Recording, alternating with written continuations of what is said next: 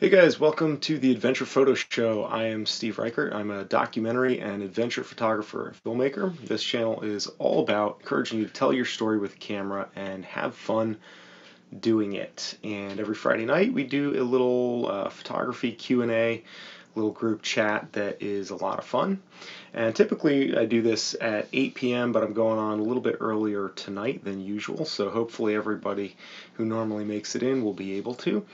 And yeah, happy to entertain questions, comments, discussions on and off topic. That's typically what we do. Some live streams go on for quite a while, but typically I bring somewhat of a topic, at least to open things up and to discuss a little bit to start with. And recently I've been focused a lot, no pun intended, on the Fuji XE3 and the X100F.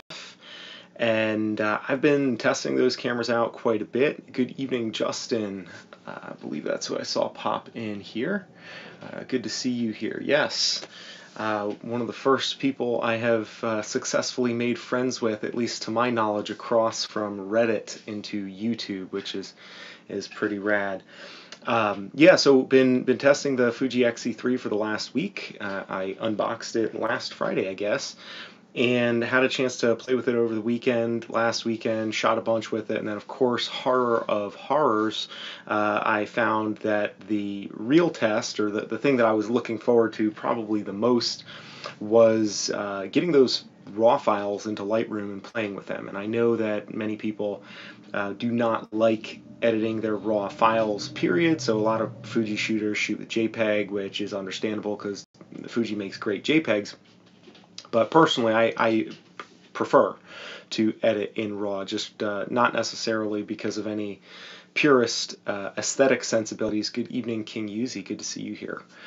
Not because my purist ethics or anything like that, but I just enjoy it. I like editing. It's kind of like you get to reapproach the creative process, but with a little bit less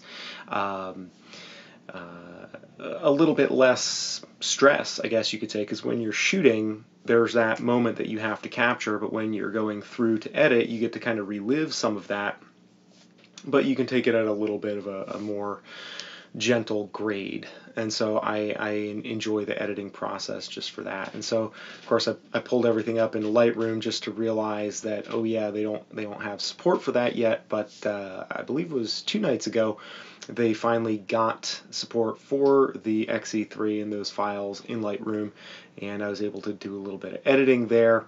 And I have a video planned that I'm going to put out hopefully next week.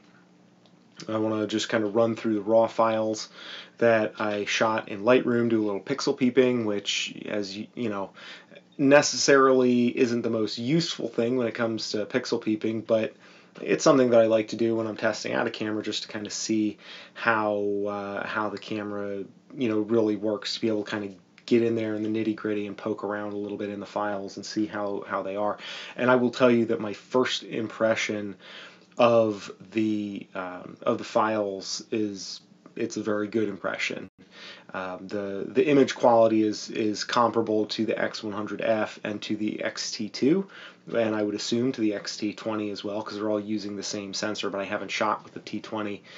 The difference is, to me anyways, is the handling, the agility of the camera, the speed of the autofocus, and the tracking autofocus is bonkers. To me, I had a series of shots that I did, like literally running with the camera and just kind of shooting blind while my daughter was chasing me. I'm running backwards, holding the camera in front of me. I can actually gesture with the camera since I have it, although I put a vintage lens on here, and that's one of the things I tested too, is kind of how some of the vintage lenses do with this sensor, and the comparison between the X-Trans 1 sensor from the Fuji X Pro 1, which is what I was using to shoot with the vintage glass.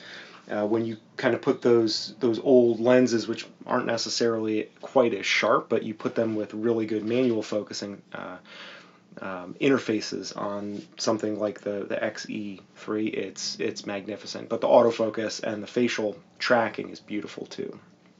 So really, really excited about that. And of course, mostly just snapshots around the weekend with my daughter and my wife, but which are certainly very meaningful to me, but looking forward to being able to actually take this camera out, maybe do a little climbing with it, because its size and the portability of this thing beg to be taken up.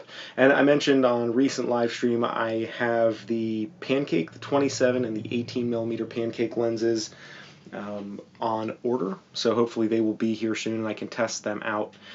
And then really the determination at that point is I'll have the 27, the 23, the 18, and the 16, plus a slew of vintage lenses. The vintage lenses are mostly for the telephoto focal length, so wider or longer lenses. I'm sorry, longer lenses. And then really between the 27, the 23, and the 18, how much overlap there is in terms of practical use between those three lenses, because I don't think I'm going to need to keep all three of them. Now, everything that I've shot so far, just about, I shot a little bit on some vintage lenses, and I shot a little bit on the 23. And the 23 f2 is just a crackerjack lens. I mean, it's just in a good way, firecracker, maybe, whatever. It's an awesome lens. I'm not sure if I'm using the right euphemism there, but it's a fantastic little lens, and I shot everything wide open, and so basically all the test shots that I've done I was super happy with, and they can only get sharper from here. So I'm going to have a lot more time to test the camera in greater depth, but I'm just very encouraged and excited from what I'm seeing so far. So yeah, let me get into the comments here a little bit. Good evening, Brian, Mercado, and Fabian, I don't know, could be pronouncing all that wrong. King Yuzi says, congrats on 6K, thank you. I actually went past that mark without much of a hiccup, and I didn't have a chance to formally recognize it, but I'm excited to have 6,000 subscribers now. And to be continuing to grow, even if some of that growth happens as a result of the Fuji XE3. I'm not ashamed to welcome new folks to the channel to talk about a new camera, and then hopefully hopefully I'll be able to bring some good content that keeps people here, and if not, then that's okay too, I guess. But been busy lately, actually this week. Been editing the rough cut for a documentary project that I'm working on, both still photography and video, and I've been trickling out some of the stills at livingvertical.org, and also my Instagram, and publishing that. But the video portion, I've been kind of working slowly on that, so I finally got a rough cut of that done. And of course, my patrons, those of you guys who are supporting me on Patreon, thank you very much. You guys have a opportunity to look at that rough cut if you want to see how the sausage gets made. Looking forward to hearing feedback from you guys to kind of let me know what you think of the direction that I went on for this first episode of this documentary project. And definitely looking forward to being able to, kind of take that further and have a new environment in which to test the XE3, as that camera is really well suited for that type of photography and even video stuff. I'm curious to see what the XE3 can do for video, because I got the microphone adapter for this, and of course the Fuji, they do this weird little thing where they put these like random handicaps on their cameras in such a way that it's really obvious that they're trying to handicap the camera. They're not trying to be shy about it. They're very much like, yeah, here's a really awesome camera, but here's a couple little things that we're just going to downgrade for no apparent reason, like the audio jack. So the audio jack there, it's the 2.5 millimeter jack. So if you want to put a microphone, a shotgun mic on this, you gotta get the adapter. Well, I finally got the adapter, and I'm gonna test just do a video review of the XE3, because the autofocus, the continuous autofocus, is, at least my initial impressions were so positive of it. I feel like this could do really interesting things for video as well on a certain scale. So not like run and gun video necessarily, but certain types of video I think could really that are a little bit more static, I think, or also coupling this with a gimbal of some sort could really be effective. So The other thing, too, just one of the things that I noticed and kind of came to my realization is that with the Fuji cameras, their ergonomics, and I love their ergonomics for stills, but the fact that, at least for me, I have to have this thumb grip on it. So that kind of takes the place of where you would put a shotgun mic. So it makes it a little bit more challenging to use one of these cameras for video, but there are, again, workaround options, and we'll get into that when I do a video covering all that. Question, will the XE3 fit into my beard? And I did not see who said that. I just picked up on it and tried not to get distracted. Zach asked, will the XE3 fit in my beard? It's getting long. Thank you, I think. Yeah, I've gotten some mixed reviews on the beard, but I've always been really impatient and haven't stuck it out, and so this is the most effort I've put into a beard ever in my life, and I'm kind of curious to see how long I can keep going with it. So, but yeah, so far it hasn't gotten in the way. The bigger issue beyond the beard is really the EVF, and the EVF on the XE3, I want to say that it's because, like, in comparison to the value that you get from all the other features and the performance on the XE3, that the EVF in comparison is really bad. Objectively, it's not that bad. It's just good, not great, or maybe even okay, not even good. It's passable, but compared to how well everything else works on the camera, and I don't even think they would have needed to put in like a bigger screen or any more, really expensive hardware that would have necessitated them overhauling the body a whole bunch. I think if they had just put in a little bit more plastic on the outside and kind of recessed the EVF from the eyepiece just a tiny bit, instead it's like flat up against there, and you can kind of see. I don't know if you can really see, but it's not recessed very far in there. I mean, it's like maybe a millimeter and a half in there, whereas the X100F, you can see it's kind of set back in there a little bit further, and that little recess in the viewfinder makes a big difference in terms of keeping out ambient light and just making it more useful. So that's a bummer. And again, it's one of those things that they totally could have done, and it's even more frustrating because I can't look at that and say, oh, well, they can fix that with a firmware update, because no, they can't put an additional piece of plastic that would have cost them an extra nickel on there. They can't fix that with a firmware update, and it's a thorn in my flesh. I gotta be honest. It's a thorn in my flesh. I don't like it.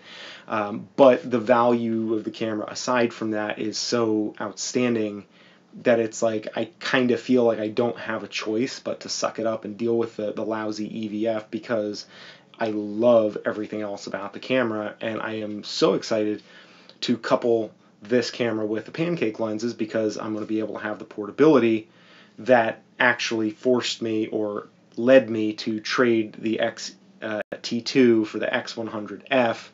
But it's like kind of having the best of both worlds there, where I have the size of the X100F and the portability and the low profile with the little pancake lens, but I also have the ability to, change those lenses off still and have, performance-wise, it's, with the exception of the weather sealing and the memory cards and the tilt screen, all of which are things that, good are nice but not imperative for my use. It does everything that the XT2 did. So, let's see. Oh, Justin said, I've got an ingestion flow I'm happy with in terms of image quality, but not in terms of convenience. Looking forward to hear what my solution is. Well, solution-wise, so here's what I do with Lightroom, and your mileage may vary. I was and I am probably at some point going to do a whole video about my workflow, but the bottom line is I want my workflow and my organization, or taxonomy, however you want to call it, I want that all to be something that is straightforward, that I can understand for myself, that doesn't require any other software to interpret it or to be useful. And I don't like how you ingest footage or you ingest photos and then like the program squirrels it away somewhere. Hey, good evening, Christopher Holiday. Good to see you here. and then kind of puts it in their own little proprietary folders. What I like to do is I have a living vertical media folder. It's all just normal folders that I kind of nest inside of each other. It starts with living vertical, and then there's, if I'm doing a major project, I'll put like stuff in there, and then usually most of my projects are video and photo. So hey, Daniel Kim, good evening from Alberta. Hey, good to have you here. And then I will kind of split it up, video and stills, and then my stills I will organize by year and then by month. And usually by month, and then sometimes even within those, I will organize my raw files and my edits so that I have whatever the event is. Let's say what I've started to do is I'll do like 11 2017 or 10 2017, so that way I have like month and year organized in there, and I just keep my folder full of the raw photos, and then when I go through those images on Lightroom and I make my edits, I will delete folders from off the computer through Lightroom. So that means that my folder, instead of having I shoot 350 images on a shoot, I will, cull out the ones down to my keepers, and then that way I'll be left with however many images that are still, that I want to keep at, like maybe, let's just say 35 or something random like that. I have 35 images, and then that's what's left in the folder. So I'm not keeping every single raw file that I shoot, and I'm going through them on Lightroom and culling out the throwaway shots and then the keepers. Then I edit everything, and I put another subfolder into into the original raw files folder that has just my edits. And usually what I do is my edits, I save a version of the edits that's like 3500K.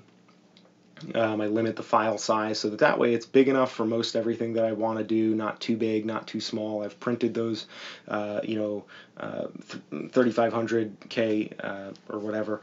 Those files, they're on the smallish side, but they're not tiny, and there's decent balance there. And that way I will, and then if I move those folders around, I will make sure that Lightroom can find them, but I don't organize them through Lightroom. I organize them manually, and then I locate them via Lightroom so that way I know where all of my files are and all that. Because I honestly, I don't go back and retouch stuff most of the time. If I'm happy with the edit the first time around, usually that's good enough. Sometime if I'm going back through something and there's like a client that says, oh hey, I want some of your photos. Like I recently have been working with a client who wanted some of the photography that I shot when I was out in North Dakota at the Standing Rock protest. So being able to go through there and have raw footage, or raw files, I'm sorry, to be able to re-edit was handy. But those were all stored in my hard drive I have a cloud storage hard drive, like a network attached drive by Western Digital, which is, my light is flashing, that's odd. Western Digital gets some bad, they get some bad reviews and stuff like that. But I've been pretty happy with what I've gotten from my Western Digital drive, and basically what I do is I make sure that I have a few different backups, a few different copies at different resolutions. I have the one, like kind of my main copy that I keep in my network attached drive, which is, or network attached storage, the NAS drive. That's like 16 terabytes.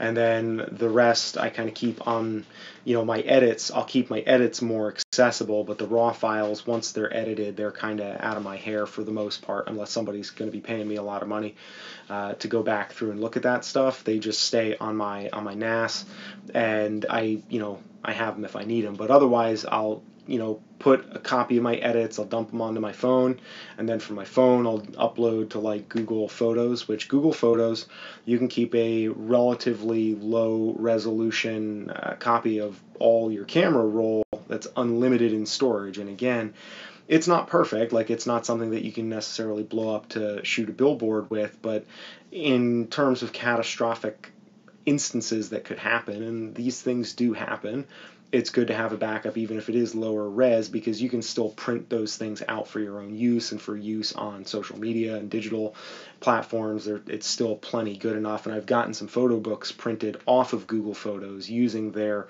own, like Google offers photo printing from Google Photos, and it's unlimited in storage, which is a nice thing. So there's really no downside to it. You just link up your account, and then every time you open the app, it just automatically syncs everything on your camera roll, assuming that you're not, excluding items that you don't want synced. But for the most part, it'll just go through, sync everything up, and then that way you have a hands-free backup of all of your images at a lower level of quality.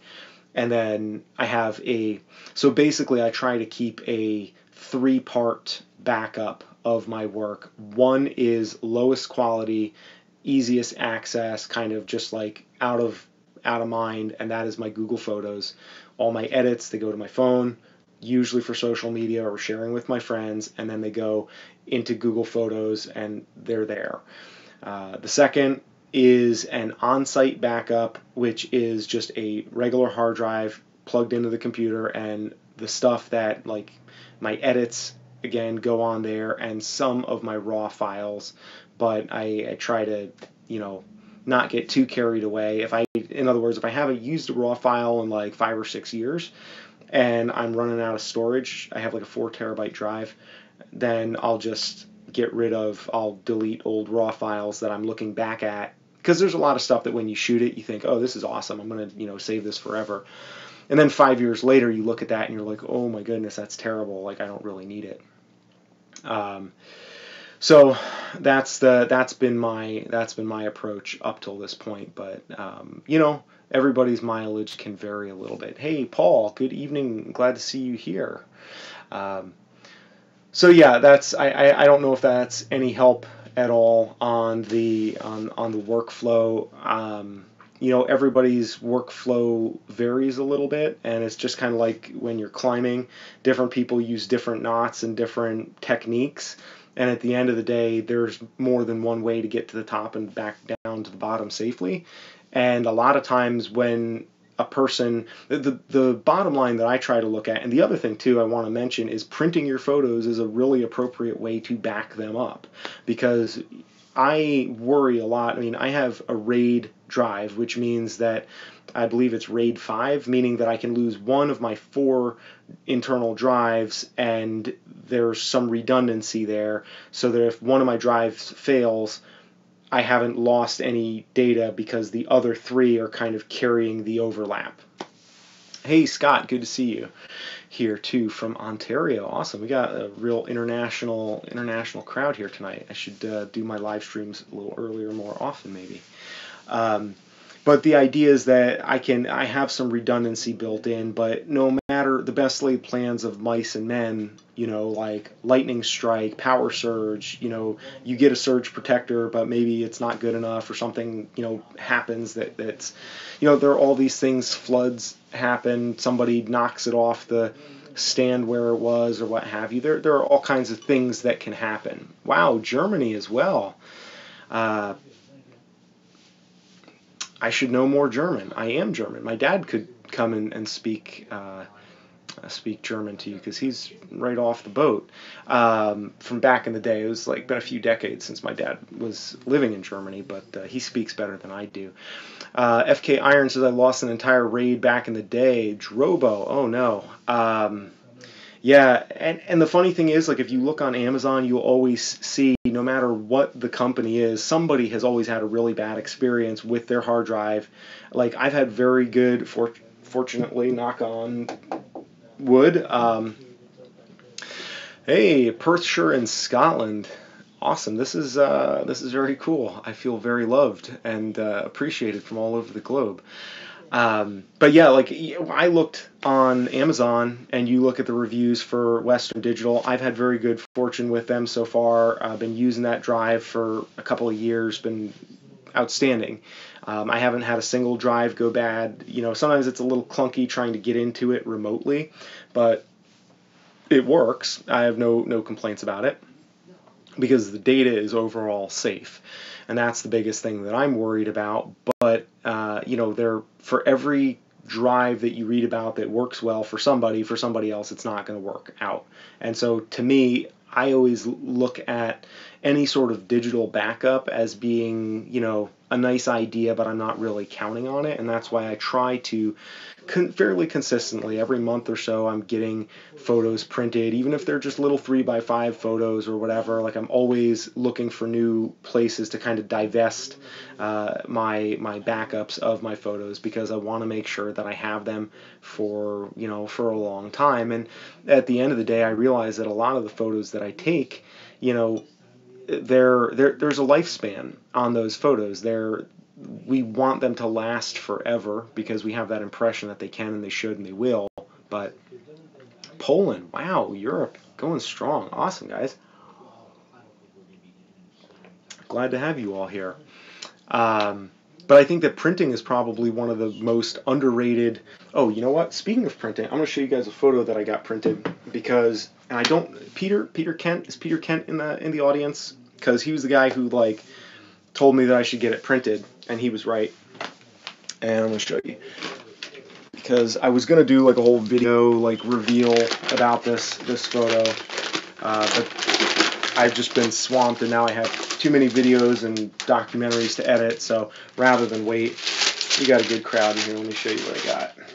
So this is a picture that I've talked about on a number of these live streams before, and probably one of my photographs that I'm the most proud of. I got this done by Whitewall, I believe they're somewhere in Europe, I think is where they're based.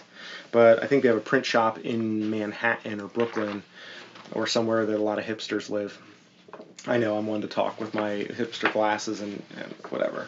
And hopefully I can hold this thing without it. I could hold it up right side up. So, yeah. But I got it printed on this tin foil, or not tin foil, but like metallic paper. And I really should have thought this through a little bit better, if I'm being perfectly honest. But yeah, so this picture actually is an fairly old picture. I took this with my Nikon D50-100 way back in the day. I'll bring it a little closer so you can see. And I gotta get it framed and mounted and all that fun stuff, but like every now and then, you know, I like to kind of treat myself to a nice photograph. And I've told the story on live streams before, but I think we might have some new folks here. Trying to get, like, the storm was blowing in towards us. I finally got the settings right on my camera so that it was capturing the lightning, and it was getting closer and closer. And the next strike after that was about 100 yards away from us, and we're up on a mesa. And yeah, the next strike after that was so bright that it just blew out all the highlights, and like we had to get in the Jeep and drive because we were on a mesa in the desert there in Utah by Zion National Park. And you know, we were trying not to get caught in the rain, but then I was slowing everybody down because I wanted to get a picture, because I was like, this is it, I don't want to miss my moment, this is going to be such a good picture. And it is a good picture. And the thing is, the picture's a little bit grainy because it's an older camera with a cropped sensor from like 2012. There's a hot pixel or two in there, but I can guarantee you that nobody looking at that picture is going to be like, oh, there's a hot pixel in there. So anyways, that's just a little perspective on pixel peeping and photos and all that stuff. It's all in good fun. And you know, printing is just something that's really important to me. And I think that if you haven't printed and you're not printing your photos, even if you don't do, like, it's not very often that, although I do have some other prints that are like not metallic paper. I'm trying to see, how can I, these in the corner here, these two black and white photos, those prints are from Society 6. And like, I have a gallery of you know, like I have a sale gallery where I sell prints or try to sell prints. And you know, the Society 6 does great for sort of less fancy printing if you want to print stuff that's good but not necessarily super apex of quality. There's also free prints and free photo books, all that stuff. Those are also really good. I see some good suggestions here in the comments about the printings. Yeah, and Jillian or Gillian, I'm not sure which is the correct pronunciation there, but yeah, absolutely right. About the fancy camera. When you have a remarkable quality, when you have a quality image, the image quality doesn't necessarily play as big of a role, and people can still kind of get past the aesthetics of the image to just appreciate the experience that you're able to convey with it. So, yeah, Scott, thank you. I agree that this is better background than the closet. The closet is my mother-in-law's place in Massachusetts. So my family, my wife and my daughter, they live with my mother-in-law right now while I'm out here going to school. So I'm actually living with my dad. And so this is my old room that I grew up in, but since it's just me, and I have all my old climbing stuff here, my old magazines and whatnot. I redecorated the room to make a little bit of a studio here, whereas back at my mother-in-law's place didn't really have the, had to have the space. But let's see. Yeah, King Yuzi. Yeah, 45 free prints a month. And that's the free prints app I believe you're talking about there. There's some really cool things out there. Zeno is another one, Z-N-O, Zeno. They do photo books that you can get printed of your Instagram timeline. Actually, I got some of those over here too. Didn't expect to be talking about photo prints, but let me grab that while I'm at it.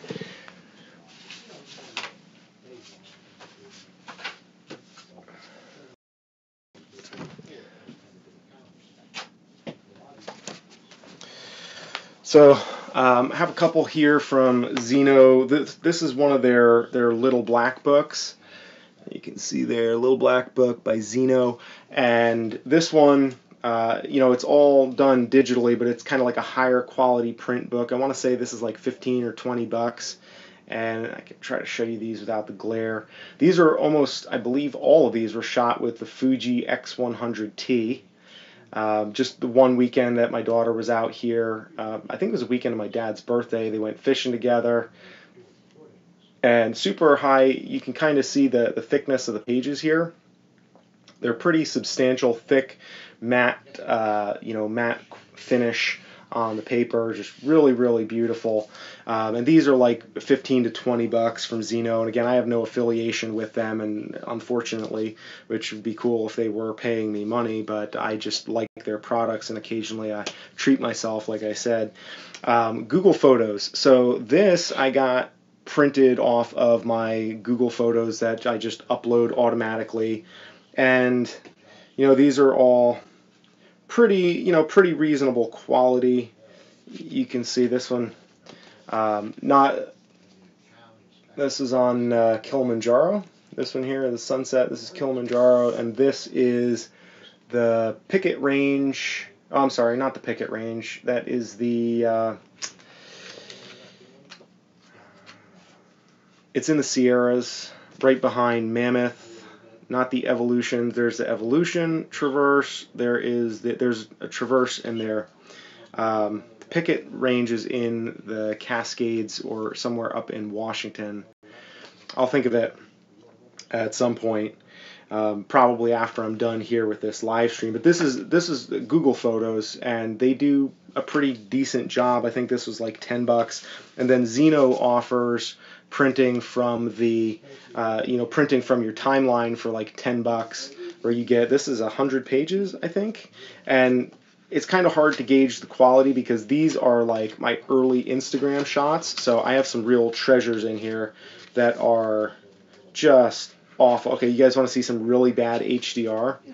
Okay, here you go. This is I'm gonna own up to it. This right here is from Project 365. That was back when I thought that the key to making a good photograph was just like piles of clarity. But I printed it because I want to have a record of that. These are photos that, while they are certainly very nascent in their the technical abilities that are reflected. I know your eyes are burning, King Yuzi. but they are very, very near and dear to my heart because I want to keep a record of these things. And so what I've been doing is I've been going back through my Instagram and printing, you know, starting from the beginning, because I would like to keep a real record of what I put into the virtual world on my Instagram, because I don't know what's going to happen there with all that stuff. I like being able to have this stuff. Yeah, so, and that's funny too, I mean, because I think we all have some photos that you know, that we're not necessarily super proud of, but at the same time, it's like, it's good to look at that stuff and be like, oh yeah, I have gotten a lot better, because you don't always feel like you've gotten better with the photos that you make. In terms of the printing services that I would recommend for little photo books and all that stuff, I think that Xeno, their small photo books are outstanding. Absolutely love them. Absolutely recommend them. If you want like high quality, like gallery style fine art photos that are like really, really, really, you know, kind of top of the line, Whitewall. Totally recommend Whitewall. If I can get this without the glare, their stuff is superb. And this was like, so this picture, which I should be better at handling these, but I'm not great at handling these. Oh, good evening, Justin. Too bad you got to go, but well, you're gonna go make dinner with your girlfriend, so that's not necessary. You're not getting the short end of the stick, I'm sure, if you're leaving the live stream for that. Good to have you here, and nice to meet you as well, by the way.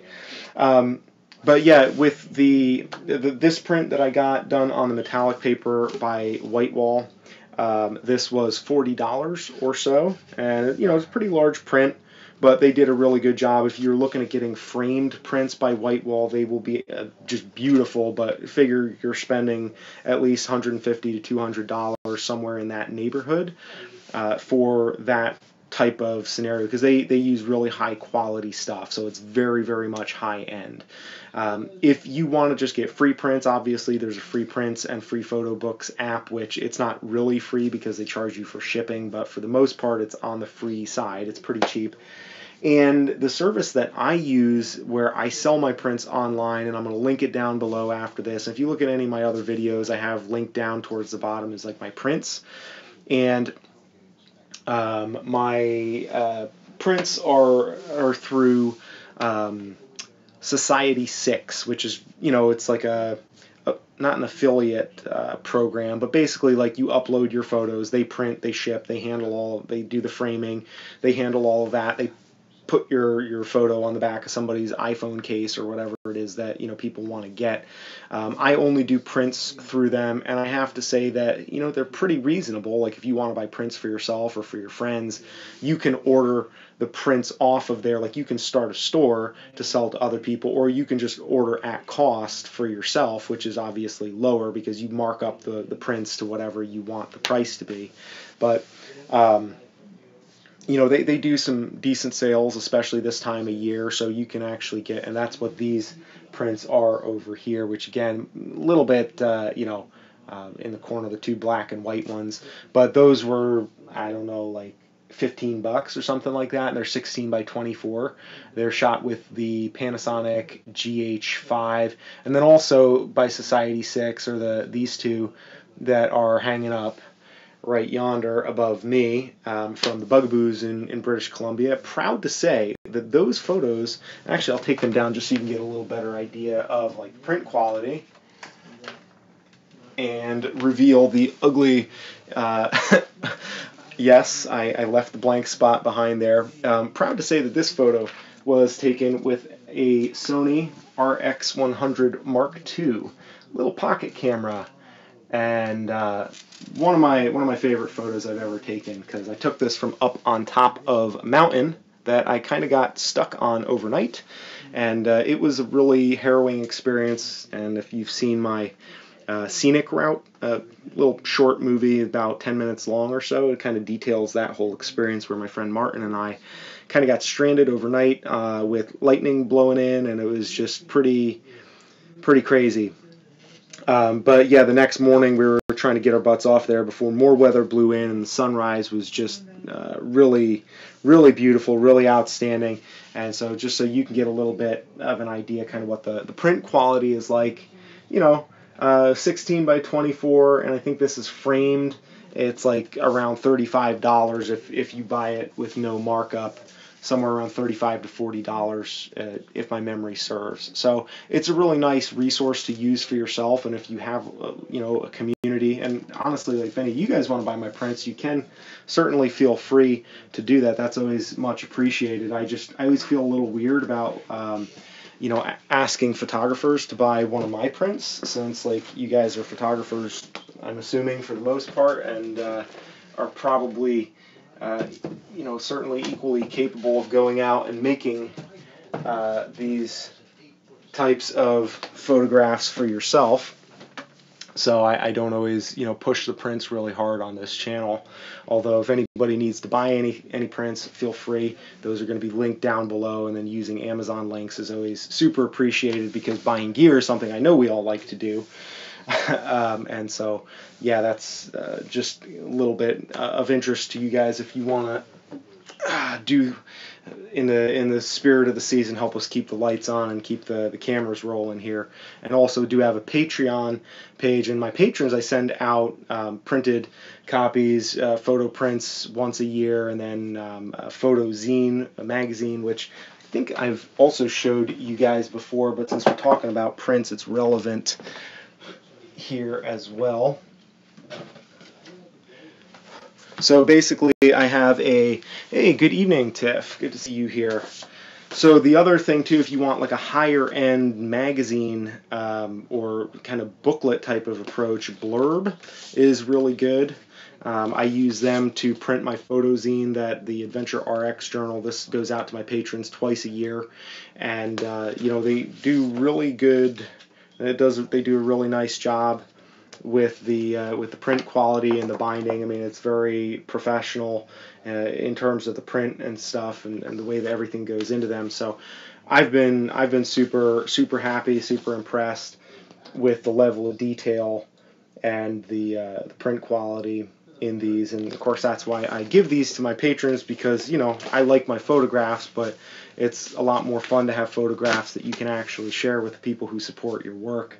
So we give those out every twice a year as well to folks that are supporting us here on Patreon. So a lot of good options to get prints, a lot of good options to support this channel too, since we're talking about that too. Yeah, the paper is really nice and thick. That's one of the things I like, because I figure when I'm making stuff for my patrons, I want it to be something that I would want to get for myself.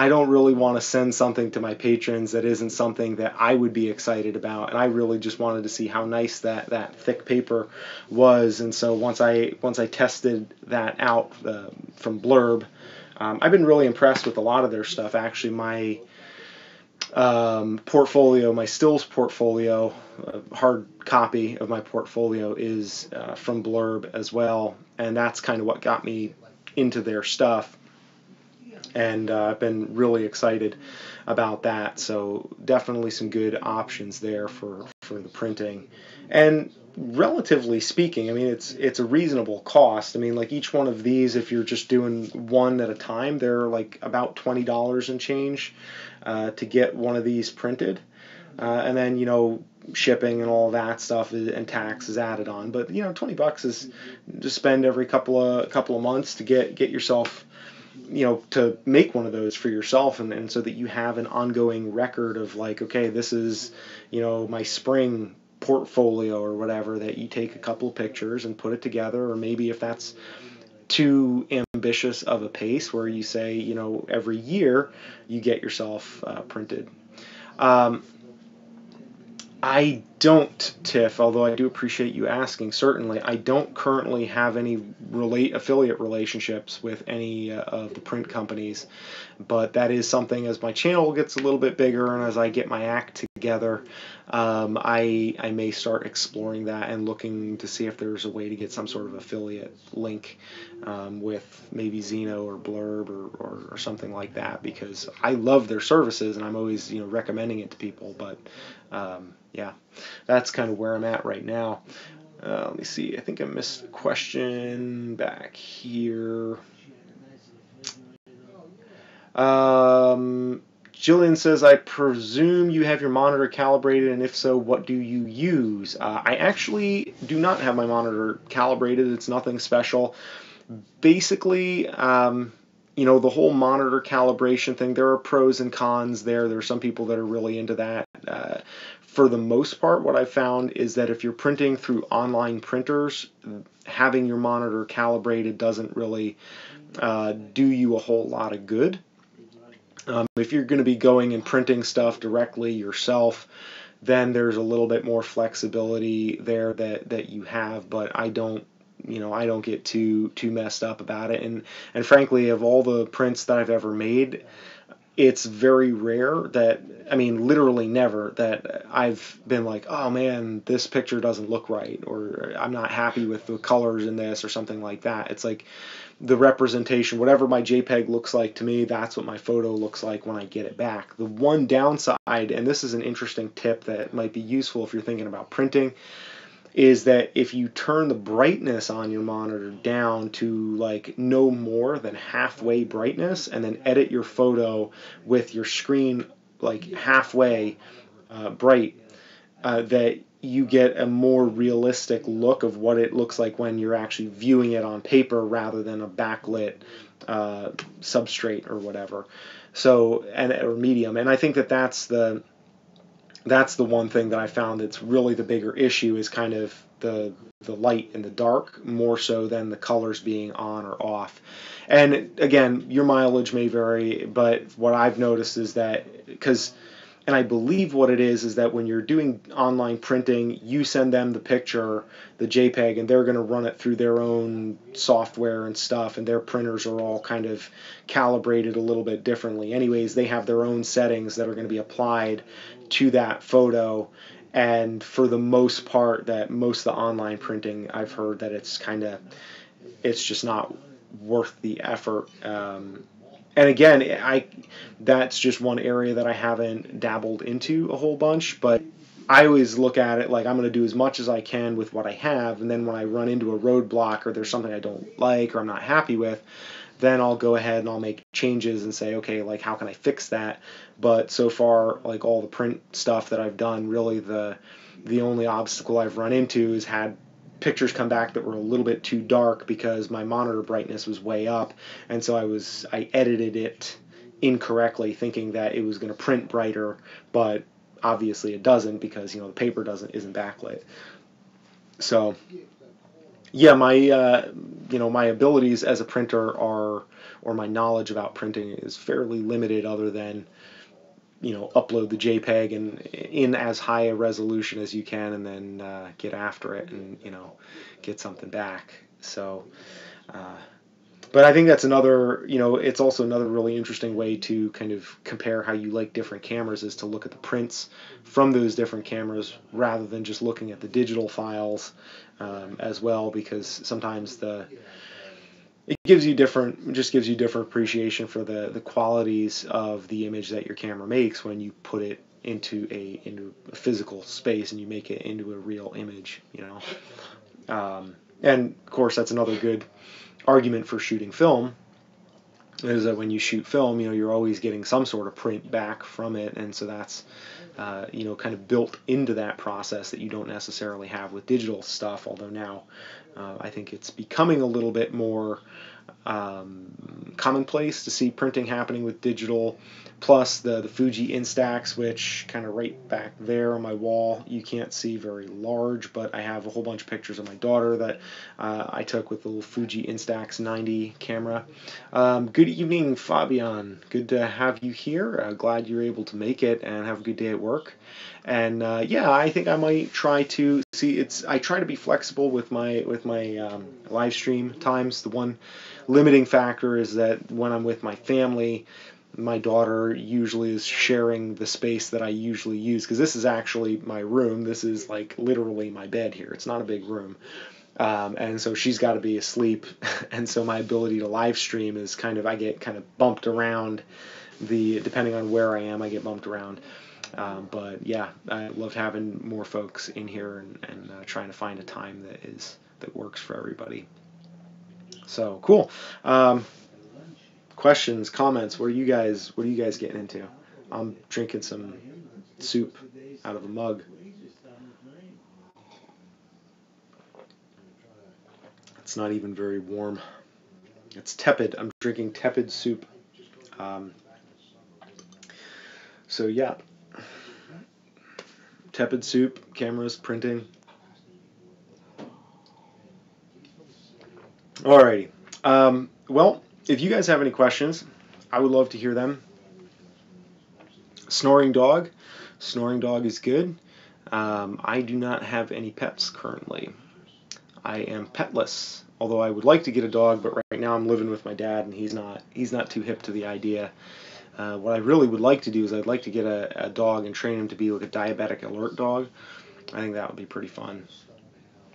Um, that's my long-term plan, but I gotta finish nursing school and kind of get to the point where I can afford to invite more responsibility into my life, because right now I'm kind of not. I don't have a lot of time to put into training a dog. John T asks how often I travel. Well, right now, not very. Um, so prior to this time, and kind of last live stream I was on, and you asked about kind of how I got started in photography. At the time when I got started, and pretty much up till 2015 or so, 2014, I was traveling and climbing a lot. And then 2015, I kind of scaled it back a little bit. And then 2016, I was on the road again, living out of a trailer. And then 2017 or late 2016, mid 2016, I guess, I sold the trailer, kind of washed up. My plans to be a hashtag van life guru kind of fell through, and kind of had to go back to square one. That's when I went back, lived with my mother-in-law, my wife and family. We all kind of moved in there, the three of us, four of us counting her mom, and tried to kind of get the photography, documentary work kind of rolling again, to get the wheels turning so that we could get, have some income and support ourselves a little bit. Just wasn't working. And then that was really after about a year of it not working. I made the decision that I wanted to have some reliable income, because being pigeonholed into living in one place and not being able to travel does not suit me very well at all. It's very, frankly, I've been struggling a little bit with, depression. Not like, I want to say I'm halfway decent at coping with depression, because I've had an element of depression kind of interwoven into my life for, my adult life. It's sort of a co-diagnosis with diabetes for a lot of people that they don't necessarily talk about or know about. But when you're spending your life managing a chronic illness that is basically going to kill you no matter how hard you try, at some point, it can be a little bit of a downer. It can also be very liberating too, and that's the thing that I choose to focus on more often than not. But so I kind of got to that point where I said, I want to be able to do something more. And even now, I know that what I'm doing, going to nursing school to get reliable income that will at the same time be portable and will allow me to do the photography and the filmmaking that I want to do, but do it on my own terms. Because, there can still be money in that, right? Like, I went out to Standing Rock in, I guess it was last winter, right about this time, and I shot a bunch of stuff, made a film. Actually, it was right when I first got the XT2. And, it kind of grew, actually started the YouTube channel growing, because I was at like 300 subscribers at that point, and that's kind of what started the, talking about the XT2 is what started this channel off. And in a year, I've gone from about 300 subscribers to, just crossed 6,000 fairly recently. And You know, other than kind of having that effect on YouTube, it didn't really translate into any monetary value to me directly. But now I had a company like, you know, get in touch with me to license some of my footage, and, you know, they wanted me to be involved in something that they're doing, which is a commercial venture surrounding that whole incident. And, you know, that's great to have that stuff happen, but if I had to pay my rent off of that and say, okay, I'm going to go do this thing, and then I have to turn around and sell it within X amount of time so I can pay my rent, that's no fun. And so, you know, I can work as a nurse, I can have that kind of income, I can finish school and have that, but then still be able to do projects like that while still having the stability of a baseline income, so that I'm not putting my family through a bunch of crap needlessly.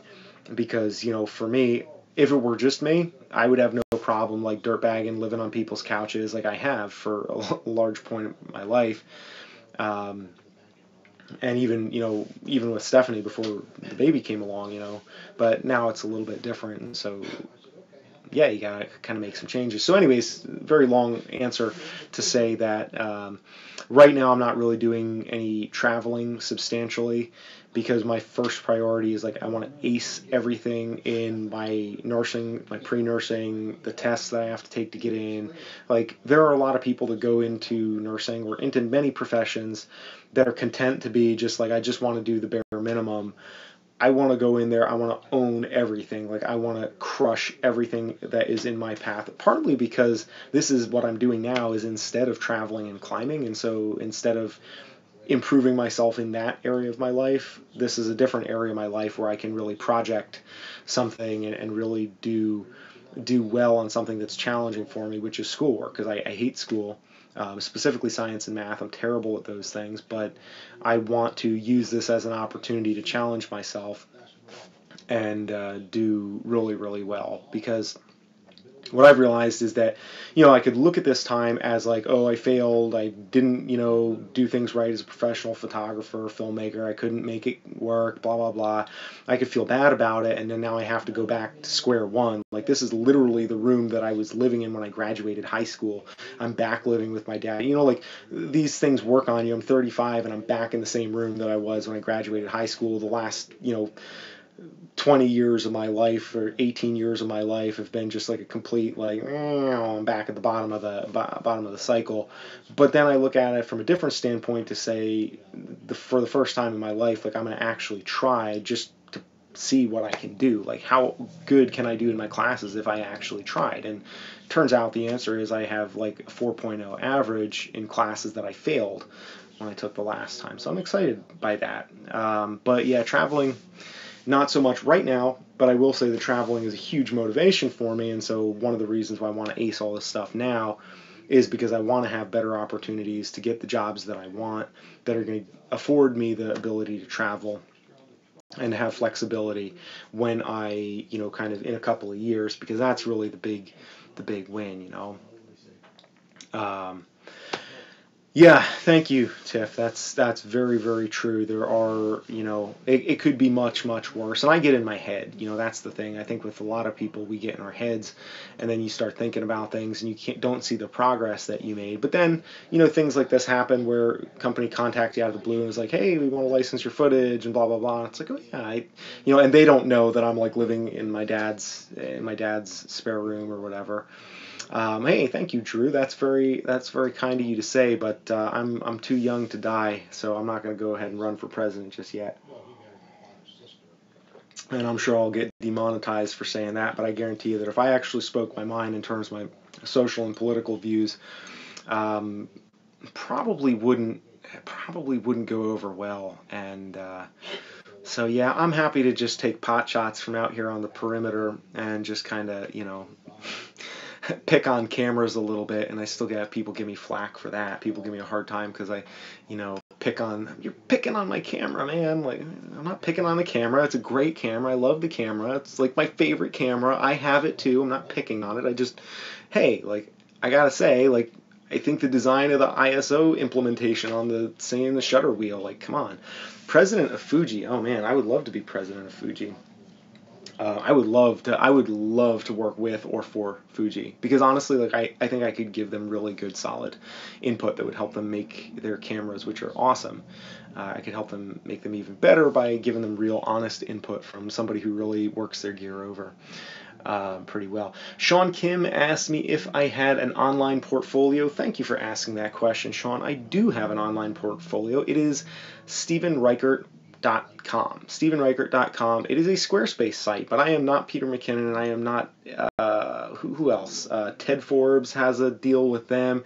I don't have a deal with Squarespace. So you can go to Squarespace and sign up and try them to make an awesome website, but it won't help me at all. Might help you a little bit if you want a website, because their website templates are pretty bitchin'. I'm a fan.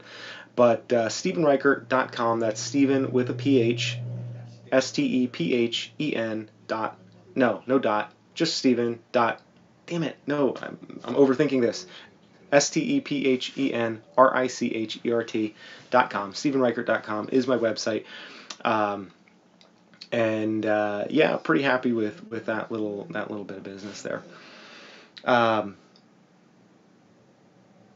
Yeah, Tiff, you've been stirring the pot on Twitter a little bit. I can't tell you how happy that makes me to see you doing that. I'm just thrilled to see poking sticks a little bit there. We need more of that. It's giving me a little bit of confidence. One of these days, I keep saying it, I'm gonna make a YouTube channel that's like more political, and where I'm gonna kind of talk about my views on the world and stuff and things. But it's just really, part of the thing is that I take things really personally. And I have a hard time dealing with people that are like, oh man, you're a quitter for not being a professional photographer for the rest of your life when you're living in your mother-in-law's closet and can't make a living. And I'm just like, hey, you know what, screw you. Let me and I react and I take that stuff to heart, because I'm like, I take things personally, And the problem is that nobody knows how or is willing to tolerate people that have different views. And like, if you have a view that is a little bit more, that doesn't fit the narrative that is projected by the mainstream, regardless whether you're left, right, or what have you, people are going to hate on you. And I tend to be more right of center on a lot of issues, but I tend to be a little left of center on some issues too. But at the end of the day, the big thing is that, like, I believe in individual liberty and freedom, and with that, responsibility. But just the whole generation of thought that is like, we need safe spaces and don't disagree with us, or it's hate speech. It's just like, dude, come on, like, learn how to have a decent argument and how to be okay with people disagreeing with you, because not everybody out there is out to get you. I mean, there are so many people that I've rubbed elbows with that I could not possibly disagree with more, and they didn't even know. It's like, here I am, like, if I were to express my views, they would cross on the other side of the street from me. They don't want to hear it, but it's like, if I keep it to myself, then we can have a conversation. So it's like, why can't we just have that same interaction and conversation while being honest about what we believe, and maybe we learn something from each other, because I feel like I do. Let's see. King Yuzi uses Squarespace for his portfolio. Awesome. Great minds think alike. Daniel Kim. What are the advantages of a fixed lens camera? So glad you asked that question. I will get back to ranting and raving about things politically maybe in a second. But one of the reasons why I like fixed lens cameras or prime lenses is because of the fact that too many decisions, we usually think of decisions as being a really good thing, right? But there's a reason why, and again, Steve Jobs may not be the best social model to follow in everything that you do, but one of the reasons why he always wore the same shirt and the same pair of pants every day is because he wanted to save his decisions for things that were more consequential. And I think that there's a certain lesson in that for photography, that when we know what we're going to get when we look through the camera lens, we begin to see things, our vision begins to synchronize a little bit more with what the camera sees, and it allows a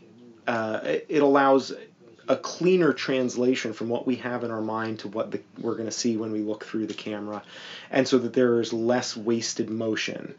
And I think that you know, the sacrifice, obviously, when you have a fixed lens camera is that you don't have as much versatility, but having less versatility doesn't mean that you can't still do versatile and creative things. You just have to approach them differently. And one of the other reasons why I like fixed lenses or prime lenses is because of the fact that they force me to move in relationship to the subject that I'm shooting, rather than just kind of turning my wrist a little bit this way or that way to get in closer and go back further. And it forces me to interact with the subject that I'm photographing, and it forces me to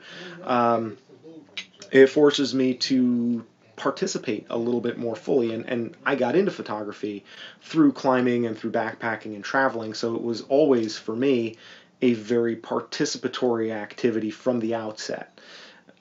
So the idea of having to walk closer to something to take a photograph of it was not something I felt badly about to start with. And I think that it allows you to get more practiced at shooting different types of focal lengths. So for example, if you have a wide prime lens, you can learn how to shoot people with a wide angle lens, because you're not going to be able to change that every time you have a person. You're going to have to learn how to move in relationship to that person, and it gives you the ability to learn how to make pictures with that wide angle, where if you have a zoom lens, you would probably just skip right over it.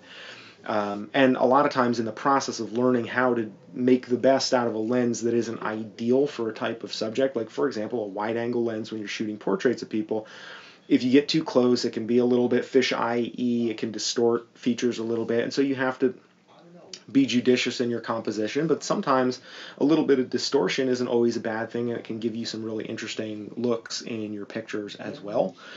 And so for me, I think that, you know, a lack of excessive options and kind of forcing me to focus and narrow down so that I'm spending more time seeing and less time with my mind racing and sorting through, well, what if this and what if that and what if the other. It's just, this is what I see, this is what I'm doing, and then using that limited bandwidth to then participate in the act of the photography. And also it puts me in a different headspace mentally. That's a big part of it too. And so all of this really is very personal. It's not prescriptive to say thou shalt not use zooms, but rather it's to say, for me, when I go out with a camera, especially if it's a camera that has a lot of features and it's kind of fancy, I would go out there and I'm just like shooting at everything and can't calm down and can't focus. And if I have a prime lens, that's one less thing I have to worry about, one less area where I'm going to be second guessing myself. And it makes it easier for me to just say, okay, like this is it. This is what I'm doing. So your mileage may vary. I think that a lot of times if you want to get a fast lens or a higher quality lens, a lot of times you can get a faster, higher quality prime lens for less money than you can get a lens of equivalent quality in a zoom range. Now that is not universally true, and certainly the new mirrorless cameras have there are certain scenarios where that's not accurate, but at least in the past that used to be the case, and depending on what you're shooting, that can still be the case. A lot of it ultimately, the answer is it depends, and a lot of what it depends on is what you're shooting, how you're shooting, what you're good at, what you need to focus on from a creative standpoint, what you're predominantly shooting and where. So but that's my opinion. I am unapologetically a pro prime guy. Thank you, Sean. That's a good point. A fast lens is a lens that has a thank you, Daniel. That's very cool. I appreciate that. Good to have you on as a subscriber. I wish I could offer you some reward other than my long-winded explanations.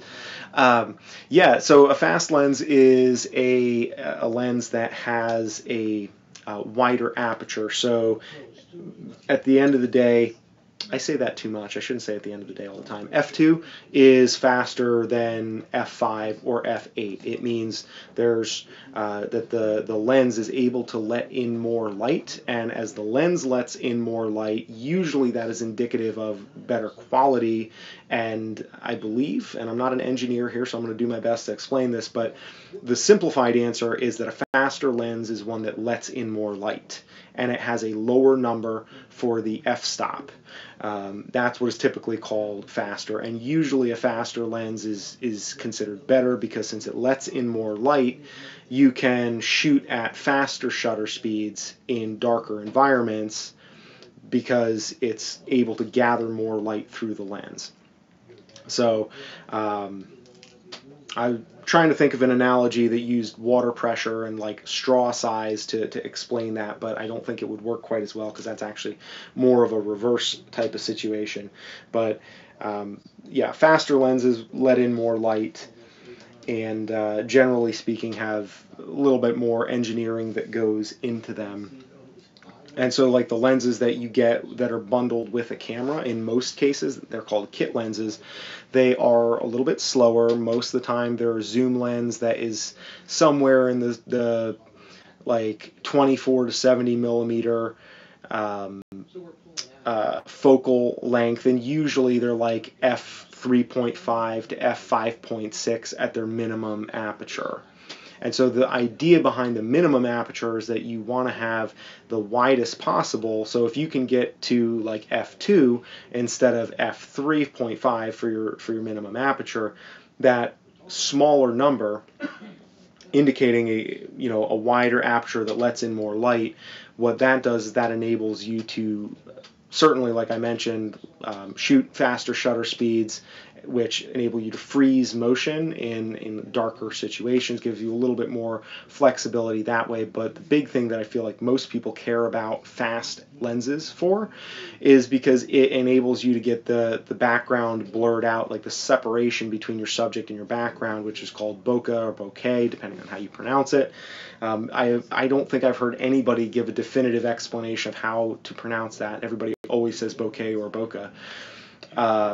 And some people are really into the bokeh. Personally, I don't think you need to have the very fastest lenses to get good separation between subject and background, because the way you position yourself in relationship, and this is kind of getting a little bit into the weeds, but the way you position yourself in relationship to your subject and your background can create nice blurry backgrounds and depth of field even without having a super fast lens. So my if you can afford a faster lens, great. If you can't, you can still make really good stuff and take really good pictures even the same. Paul McElwain, and Paul, I'm probably saying your name totally wrong. I apologize, but I'll just stick to Paul. And oh yes, King Yuzi made a good point earlier too. I totally blew past that.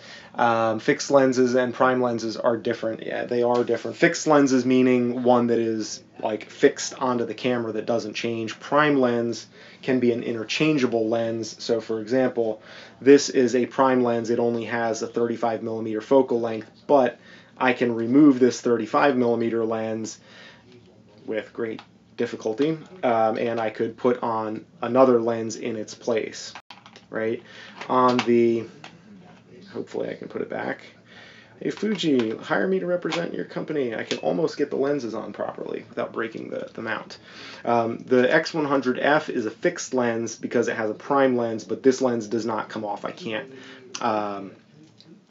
remove it. So that is a relevant difference between prime and fixed lenses. I have heard other people use that term interchangeably, or maybe it's just me. Okay, Paul says, okay, Drew says, I think it's bokeh, like you said, originally a Japanese word. Interesting. I wonder if it is actually a Japanese word or if it's like Haagen-Dazs, which Haagen-Dazs is not like, everybody's like, oh, it's like Dutch or Danish or Belgian. It's not. It's just some word that some guys in Brooklyn made up. I think Brooklyn. Yeah, King Yuzi, that's a good point. The Nifty 50s are, for most camera companies, they make some version of a 50 millimeter equivalent focal length that is pretty affordable and also pretty fast. And they call, that's kind of the nickname is the Nifty 50. That's like your second first lens. Like your first lens would theoretically be the kit lens that comes with the camera. And then like your first prime, which is your first good lens, that would be like a nifty 50. One of the things that I love about Fuji is that they do a fantastic job with their kit lenses, even though they are not as fast in terms of their minimum aperture. I think their kit lenses are incredibly sharp, really, really, really good, and I'm a huge fan of that. Um, I'm going to get to Paul's question about JPEG or RAW in just a second. John T, have I ever thought of looking into becoming a Fuji X photographer? I don't know much about it, and I'm sure it's difficult, but I thought I'd ask. Well, I appreciate that a lot, John. The fact that you would suggest that I even attempt that is very flattering. I appreciate that, like I said. Right now, it's hard to say right now because I don't feel like I am doing work with my cameras that is particularly worthy of what have you, like that's very digestible by the public. If I were traveling and shooting more, I would probably, and I had more work coming out that I could say, yeah, this is stuff that I don't know. I'm not good at selling myself. Let me just say that right off the bat. I'm terrible at selling myself, which is part of the reason why being a professional photographer definitely did not work for me. I feel like when I have more free time and I'm able to travel more and I can shoot more the style and the type of things that I want to shoot, then I might feel a little bit more inclined to reach out to Fuji. But at the end of the day, I would love it. Like if they came and asked me and said, "Hey, do you have any interest in this?" I would be like, "Hell yes, absolutely. Just tell me what I got to do." But I know there's a lot of other people who also want to do that, and I don't necessarily. I mean, frankly, there are people that I see on Instagram whose work I think is way better than mine, and they have like a 16th of my following, and I'm like, how did that happen? Like, how come I have as many followers as I do, and your work is way better, and you have like 400 followers? Like, so I don't know. It's one of those things that I always feel like, and again, this may be overly idealistic and overly simplistic and just terrible of me to say this, but I think that kind of thing is something that if your work is good enough, it will bring the right people to you who will say, "Hey, we want you to represent us." I don't think that that's the type of thing that I would want to go out searching for and say, "Hey, please, please have me be one of your photographers." And not because it's bad or wrong or like too egotistical to do that, but just because like that's just doesn't, to me. I mean, also I'm just lazy and I'm making excuses, but if I'm being perfectly honest, yeah, I would love to be a Fuji X photographer, but honestly, like if my work is good enough, they'll come to me, and if they don't come to me, I will still not think that my work is bad, but it's like it's got to be the right fit.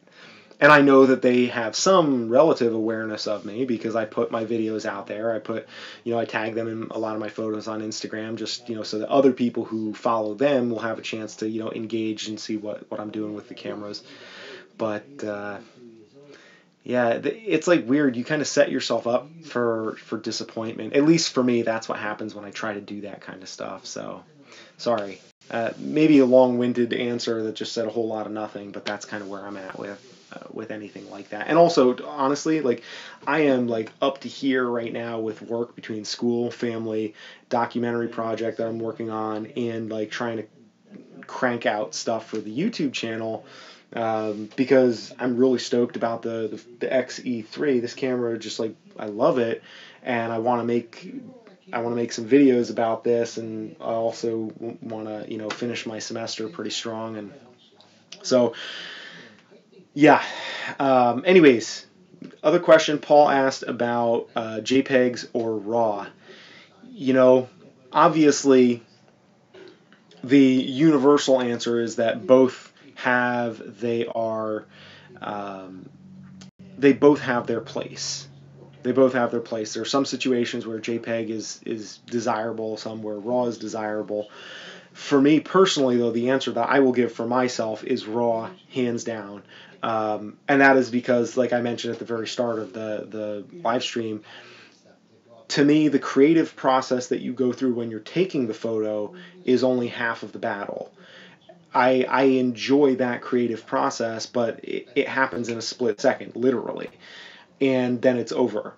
And I like being able to have the edit to kind of go back into that moment and then recreate literally, not by reinterpreting that interpretation. So it's like taking the photo is interpretive in its own right, and then the editing process is a reinterpretation of that interpretive moment, and then printing it is kind of the culmination of it. And for me, that's the way I have shot for years. And I can't envision wanting, like, I know that the JPEGs on Fuji are outstanding. The reason why I don't shoot JPEGs has nothing to do with the quality of the JPEGs. It's just because I like being able to edit. I like having that. That's something that I look at as part of my process rather than something that I do to correct something that is wrong or bad or that I want to avoid. That's something that I'm excited about. Like, I was legitimately excited for the Lightroom update to be able to put these files into Lightroom finally and to play with them, because I love it. So yeah, I can't say that I go one way or the other, but it's very rare that I don't think I've ever preferentially shot JPEG, even though I totally can. So, but thank you. I appreciate your appreciation, and that's a very good question. Tiff asks, referring to the lens discussion earlier, for you noobs, if using mirrorless cameras, remember to calculate equivalent focal length from full frame to crop sensor to choose the proper lens you want. Yes. So, yeah, I'm not good at math, so I'm not even going to get into that, but there is a crop factor. Do some Googling about crop factors on mirrorless cameras. Tiff, thank you. 100% correct. Micro Four Thirds cameras are easier because you just double the focal length. So if you have a 24 millimeter lens, when you put that 24 millimeter lens on a Micro Four Thirds camera, there's a 2 times crop factor, and it's like equivalent. The 24 millimeter lens is equivalent to 50 millimeter focal length if it were on a full frame camera. On the APS-C, I think it's like 0.7 or something like that, 0.71 or somewhere in that neighborhood. So the math gets a little bit more tricky. That's why you have all like these weird focal lengths for mirrorless cameras, because you have to kind of double them to get to what you want them to be. And that's also one of the things that it makes the vintage lenses a little bit limiting, is because the vintage lenses are all designed for, I believe, a 35 millimeter sensor. And so since all of that stuff, there was no crop factor, so finding a lens that's like 12 millimeters in 1980, when that would be just like a monstrous fisheye type of effect, you're not going to have that. Whereas now they have 12 millimeter lenses that are meant for mirrorless cameras with the crop factor. So all of the older vintage lenses, really the widest you can seem to find is the widest that you can find is like 24 millimeters somewhere, maybe even 20. But then when you get in the 20 millimeter and like even like 16, 18 millimeter, if you can find some of those in vintage focal lengths, they're a lot harder to find. So with the vintage glass, it skews much more effectively towards the telephoto or the longer focal lengths rather than the wider ones. And Tiff, yes, 100% right. Again, why I said I wasn't going to get into it, but I couldn't help myself with the math. It's like 1.5, 1.6, somewhere in there. Where I got the 0.7 from, this is like trying to figure out like a chemistry equation that I got wrong on my quiz. Where I got the 0.7 from is with Speed Booster. So the Speed Booster like shaves off one f-stop, and it effectively widens the focal length a tiny bit. So instead of having you have to multiply it and then divide it again by like 0.7 or something is what it comes down to with the Speed Booster on here. So yeah, there's all kinds of funny hijinks there. All right, guys. Does anybody have any further questions? Because I am going to start wrapping up this live stream. I have greatly enjoyed having these conversations with you all, And I hope we can do more of this again in the future. If you are not already subscribed to this channel, make sure that you subscribe. If you want to support this channel, share this video somewhere. Like if you share my videos on Reddit, that's awesome. And Radio. Oh my goodness. Okay, hang on a second. Videos on Reddit seem to do pretty well. But honestly, anywhere you share any of my videos, big help, brings more people to the conversation.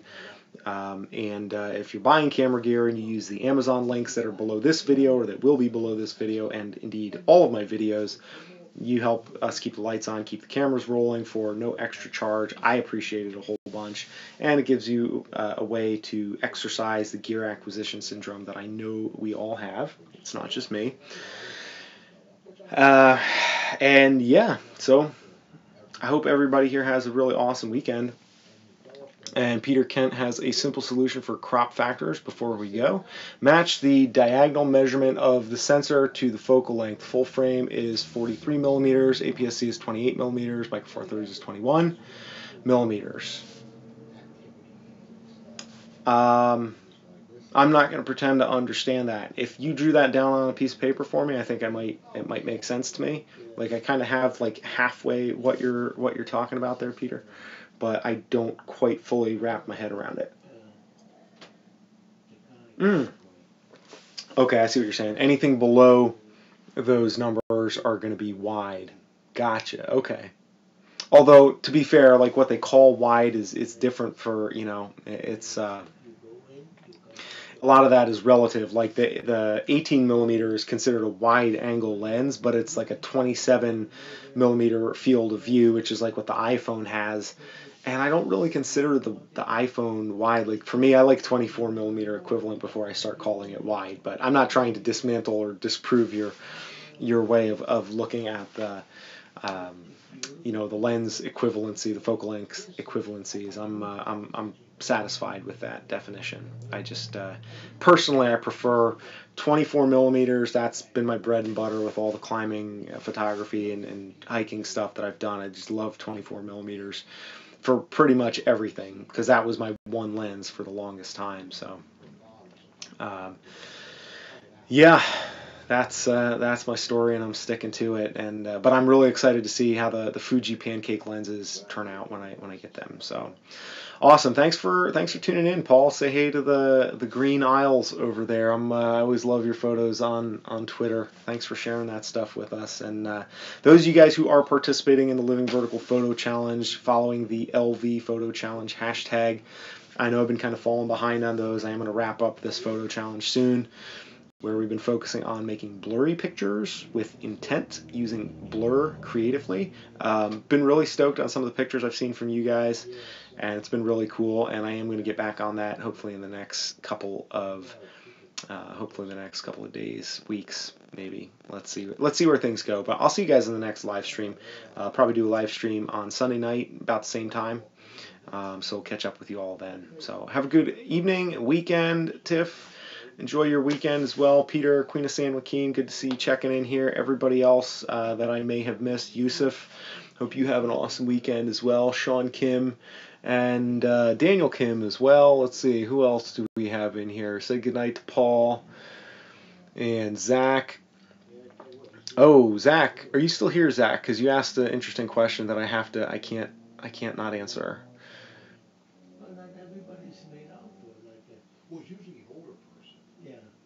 Zach is still here. So Zach asked me, sorry guys, I hate to do the false alarm there. Zach asked me what I thought about the Fuji cameras for astrophotography, and astrophotography is something I'm a huge fan of. Honestly, the XT2, and I haven't gotten to shoot as much as I would like in terms of raw, like being able to shoot out west where I can really see the Milky Way without light pollution and really put it to the test. But honestly, in terms of like the cleanness of the images, I would say that the XT2 is right up there with the Yeah, and I'm gonna so I'm gonna do a whole my next video, or one of my next videos, is gonna be about just like image quality with the XE3, just kind of running through, Peter, your very detailed scenario of the Nikon 105 f2 on at 1/60th of a second. I'm gonna kind of take on some of the normal use case situations with the XE3 and kind of how that image quality goes, and then I want to do a whole separate video about night photography, low light photography with the XE3, which will probably spiral off into a whole nother series because I love night photography. And it's good motivation for me to get my butt out and do something a little bit more adventurous.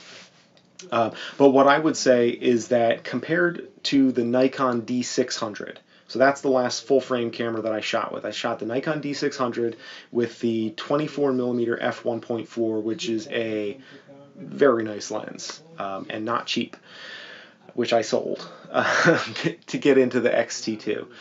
And no regrets on that. I would say that what I saw out of the XT2 was absolutely on par with, comparable to what I saw out of the Nikon D600, the full frame with the 24mm f1.4 lens. Absolutely, if not a little bit better, because the noise handling, I would say, on the XT2, same sensor, so I would expect the same performance out of the XE3. I would say it would be, I think that it's doable.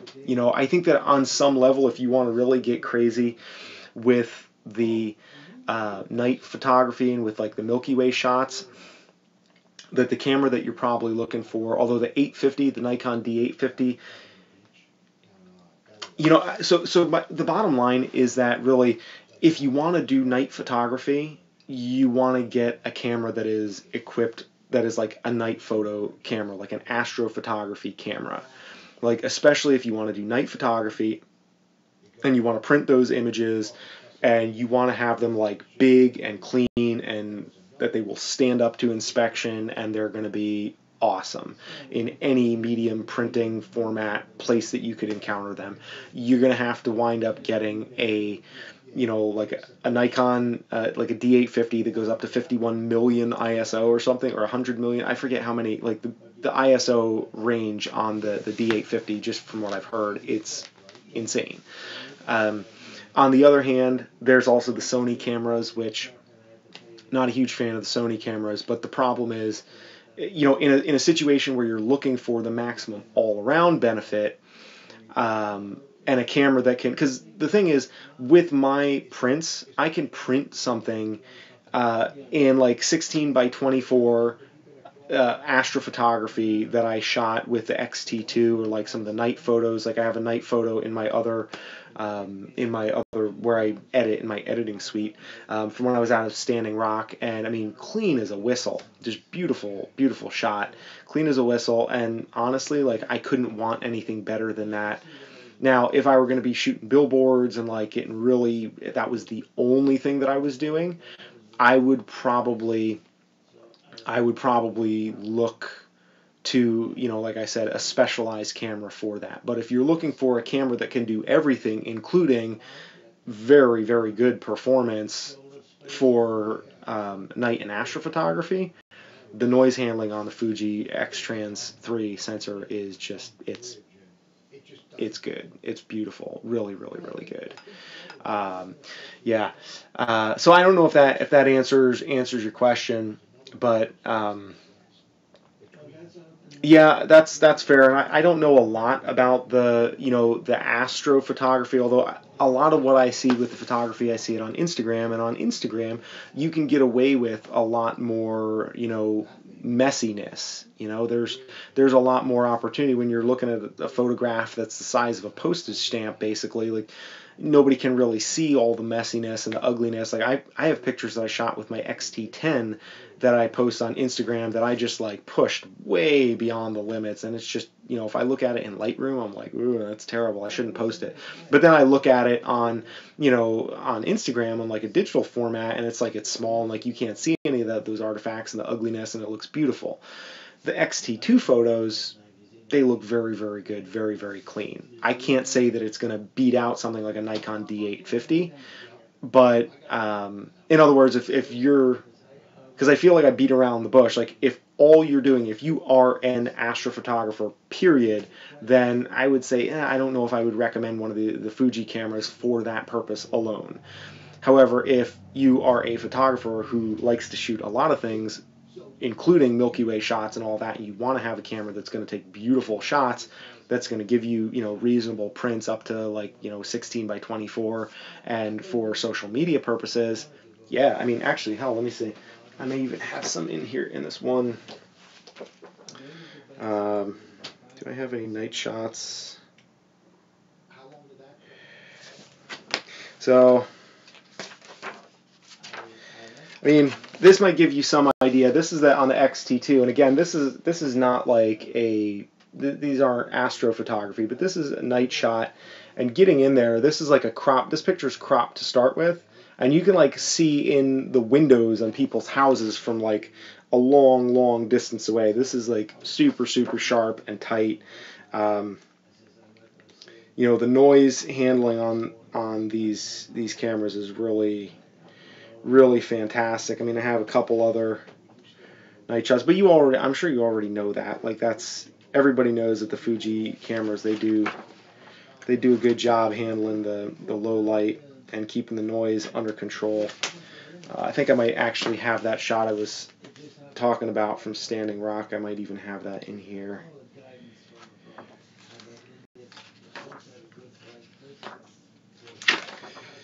But